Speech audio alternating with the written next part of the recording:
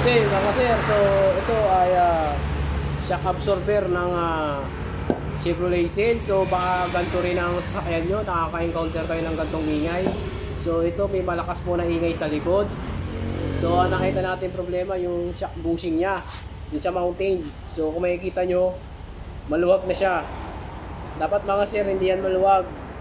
So, angat na rin yung kanyang nut. Pag po yan nakalagay na sa ating sasakyan, nakaload na po yan, ito pong tornilyo na to, tumataas po yan. So may clearance na po siya.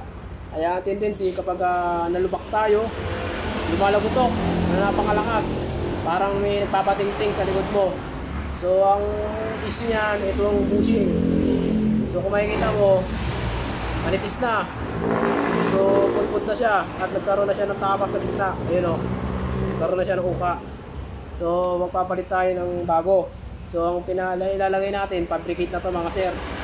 So gulong to ng sakyan. So napakatigas na nito. Talagang pangmatagalan na to. So murang-murang halaga lang, masusolve na yung problema mo at hindi ka na mag-alala. So yung shock niya ay okay pa naman. So matigas pa. Ang ganda pa ng kanyang response. So goods pa to. So rubber lang talaga ang problema mga sir. So ayan o, napakaluwag o. Kaya pag nalulubak tayo, lagutok yan. So ito ang ipapalit natin. So kitang-kita mo naman ang kapal para maging masikip na siya. So yun lang. Maraming salamat.